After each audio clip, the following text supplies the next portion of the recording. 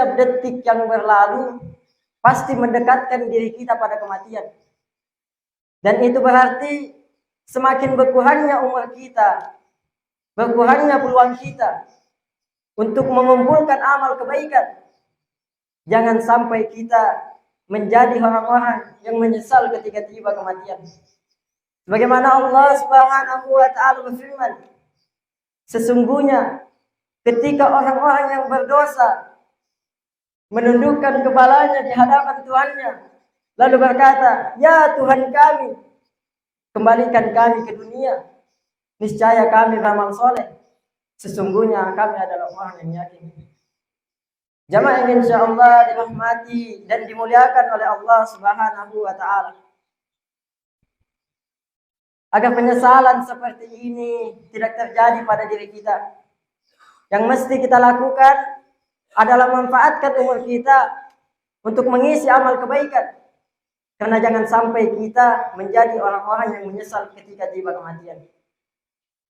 Janganlah kita berlaku zalim kepada siapapun dan kepada apapun, karena setiap makhluk Allah, setiap ciptaan Allah Subhanahu wa taala itu memiliki hak-haknya masing-masing, mau itu tumbuh-tumbuhan atau hewan-hewan, bahkan manusia. Hikmah dari bulan Syaban adalah bahwasanya bulan Syaban mengajarkan kepada kita untuk selalu mempersiapkan diri untuk menghadapi fase kehidupan, terlebih fase ibadah yang di dalamnya penuh keberkahan seperti di bulan Ramadan, dan bukan hanya sekedar fisik, akan tetapi mental dan spiritual. Dan Rasulullah mengajarkan kepada kita bahwasanya bulan Syaban adalah kesempatan untuk meningkatkan kualitas ibadah kita, meningkatkan ibadah-ibadah kita kepada Allah Subhanahu wa taala, dan meningkatkan ketaatan dan mendekatkan diri kepada Allah Subhanahu wa taala. Allah Subhanahu wa taala menguji keimanan dan ketakwaannya agar hamba tersebut bisa meningkatkan derajat ketakwaannya dan keimanannya. Dan apabila musibah tersebut ditimpakan kepada orang yang lalai, maka Allah Subhanahu wa taala menegurnya. Untuk apa? Untuk kembali ke jalan yang lurus, kembali ke jalan Allah Subhanahu wa taala. Kematian datang menjemput engkau, badan yang selama ini engkau rawat, mata yang selama ini berbinar, lisan yang selama ini berbicara dengan lantang dan fasih, semuanya hancur, semuanya hilang.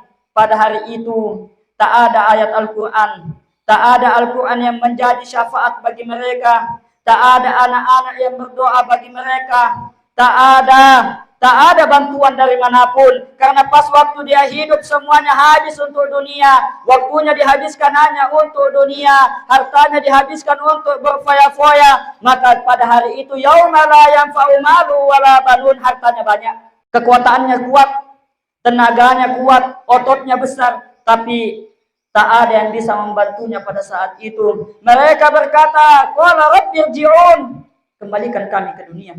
Mereka berangan-angan untuk kembali ke dunia. Untuk apa?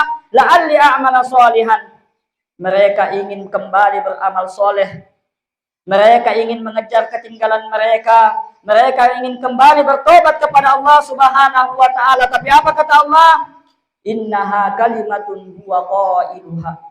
Penyesalan, tinggallah penyesalan.